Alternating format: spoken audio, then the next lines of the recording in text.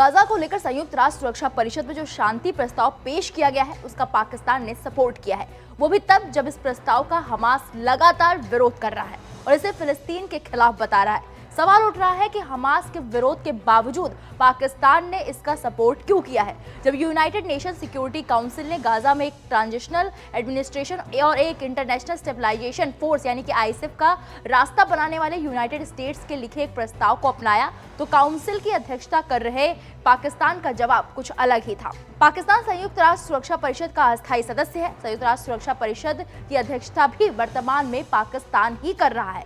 पाकिस्तान के इस फैसले से मुल्क की अंदरूनी सियासत और अंतर्राष्ट्रीय कूटनीतिक जगत में हलचल मची हुई है। सवाल उठ रहे हैं कि फिलिस्तीन को अलग मुल्क बनाने की बात करने वाला पाकिस्तान आखिर हमास के विरोध में वोट क्यों कर दिया। आइए स्टोरी में पाकिस्तान, हमास और हालिया फैसले से जुड़े सवाल और जवाब को विस्तार से समझते हैं।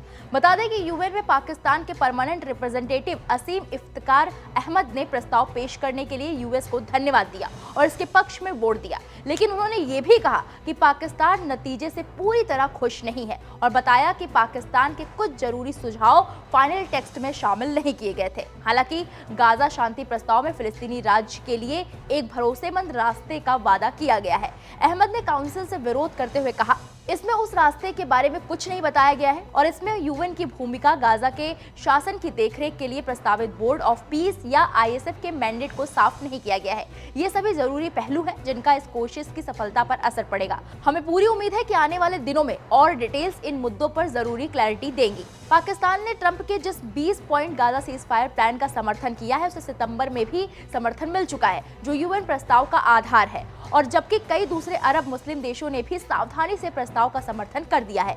पाकिस्तान, जिसकी सेना सबसे बड़ी है, उसकी आईएसएफ यानी कि इंटरनेशनल स्टेबलाइजेशन फोर्स में अहम भूमिका निभाने की उम्मीद है। कुछ एक्सपर्ट्स का कहना है कि प्रस्ताव के पक्ष में वोट और ये सुझाव कि पाकिस्तान के पास अभी भी ऐसे सवाल हैं जिनके जवाब उसे चाहिए, एक सावधानी भरा रास्ता दिखाता है जिस पर इस्लामाबाद को चलना होगा, क्योंकि उसे गाजा में संभावित मिलिट्री तैनाती को लेकर अपने देश में सवालों का सामना करना पड़ रहा है। वहीं पाकिस्तान के पूर्व विदेश सचिव सलमान बशीर ने अल जजीरा न्यूज को बताया, यूएस का प्लेबुक साफ है और इसमें इजराइल की तरफ झुकाव है, फिर भी हमें ये मानना होगा कि हमारे पास यही सबसे अच्छा ऑप्शन है। गाजा के लोगों पर जो तकलीफें आई हैं उसके बाद हमारे पास साथ देने के अलावा कोई ऑप्शन नहीं था। हाल ही में पाकिस्तान के टॉप लीडर्स ने मिडिल ईस्ट के खास पार्टनर्स के साथ जबरदस्त डिप्लोमेसी की है। बता दें कि जॉर्डन में किंग अब्दुल्ला सेकंड ने इस्लामाबाद का दौरा किया और शहबाज शरीफ फील्ड मार्शल आसिम मुनीर से मिले।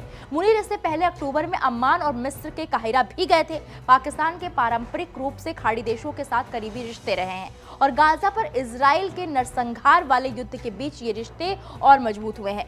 पाकिस्तान लंबे समय से फिलिस्तीनी सेल्फ डिटर्मिनेशन और 1967 से पहले की सीमाओं पर अल कुद्स अल शरीफ यानी कि यरूशलेम को अपनी राजधानी बनाकर एक सॉवरेन, आजाद और जुड़ा हुआ फिलिस्तीनी देश बनाने की मांग करता रहा है। लेकिन हाल के दिनों में पाकिस्तान न्यूक्लियर हथियार रखने वाला अकेला मुस्लिम देश भी इस इलाके की सिक्योरिटी कैलकुलेशन में एक अहम रोल में उभरा है, जिसे अमेरिका और जरूरी अरब साथी दोनों ही पसंद कर रहे हैं। सितंबर में पाकिस्तान ने सऊदी अरब के साथ एक स्ट्रेटेजिक म्यूचुअल डिफेंस एग्रीमेंट यानी कि एसएमडीए पर साइन किया। इसके कुछ ही दिनों बाद इजराइल ने कतर की राजधानी दोहा पर हमला किया था। फिर अक्टूबर में शहबाज और मुनीर ट्रंप और दुनिया के कई दूसरे नेताओं के साथ मिस्र के शर्म अल शेख में गाजा सीज फायर एग्रीमेंट पर फॉर्मल साइनिंग सेरेमनी में शामिल हुए। शरीफ ने इस मौके पर ट्रंप की खूब तारीफ की। तब तक ट्रंप मुनीर को अपना पसंदीदा फील्ड मार्शल बता चुके थे। मई में भारत के साथ थोड़ी तनातनी के बाद मुनीर जून में ओवल ऑफिस में ट्रंप से मिले। ये एक ऐसे पाकिस्तानी मिलिट्री चीफ के लिए पहले कभी नहीं हुआ दौरा था जो देश का एक हेड नहीं है, यानी कि पीएम या प्रेसिडेंट नहीं है।